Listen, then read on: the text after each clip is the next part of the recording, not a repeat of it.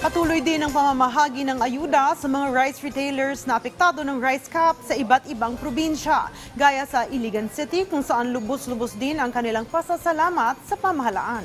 Si Lu Antonio ng PIA Iligan City sa detalye.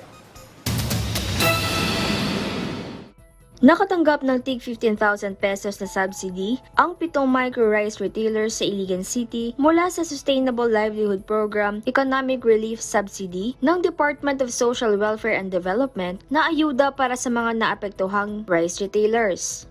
Kuha ni siya subsidy para sa ginansya na nawala sa itong mga rice retailers at 15,000. O gigayon po ni, magpasalamat po nila nga sunod sa mando kay mao po ni ilang tabang no, sa ato ang mga kababayan, sa atong mga kapwa Pilipino.